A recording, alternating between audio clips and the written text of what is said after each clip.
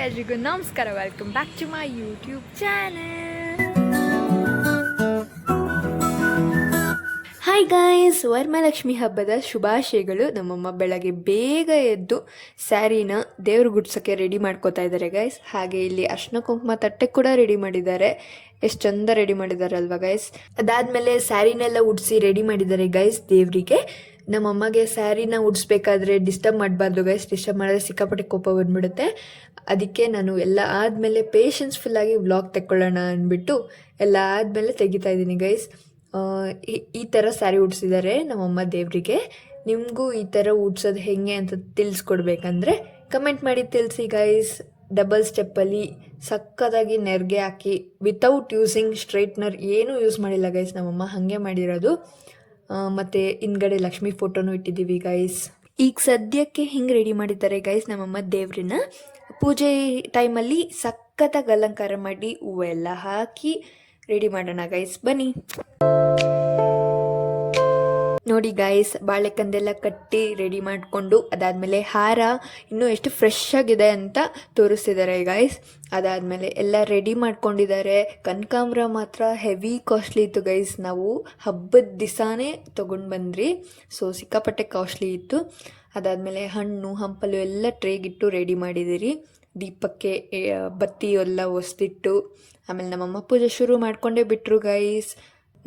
ಯಾವುದೇ ಪೂಜೆ ಆದರೂ ಫಸ್ಟ್ ನಮ್ಮ ವಿಘ್ನ ವಿನಾಶಕನ ಪೂಜೆನ ಮಾಡಬೇಕು, ಸೊ ದ್ಯಾಟ್ ಯಾವುದೇ ಥರದ ತೊಂದರೆನೂ ಬರದೇ ಇರಲಿ ಅಂತ. ಮೊದಲಿಗೆ ನಮ್ಮಮ್ಮ ದೀಪ ಎಲ್ಲ ಅಂಟಿಸಿ ಫಸ್ಟು ಗಣೇಶ ಅಷ್ಟೋತ್ತರ ಪೂಜೆನ ಮಾಡ್ತಾಯಿದ್ದಾರೆ ಗೈಸ್. ಅದಾದಮೇಲೆ ಲಕ್ಷ್ಮೀ ಅಷ್ಟೋತ್ತರ ಪೂಜೆ ಗೈಸ್. ಅದಾದಮೇಲೆ ಕುಂಕುಮ ಅರ್ಚನೆ ಮಾಡ್ತಾರೆ ಗೈಸ್. ಇದೆಲ್ಲ ಪೂಜೆ ಪ್ರೊಸೀಜರ್ ಗೈಸ್. ಯಾವಾಗೂ ನಾವು ಪ್ರತಿ ವರ್ಷ ಹೀಗೆ ಮಾಡೋದು, ಸೊ ಈ ವರ್ಷವೂ ಹೀಗೆ ಮಾಡ್ತಾ ಇದ್ದೀವಿ. ನೀವು ನೋಡ್ಕೊಂಬನ್ನಿ ನಮ್ಮನೆ ಪೂಜೆ ಹೆಂಗಿತ್ತು ಅಂತ.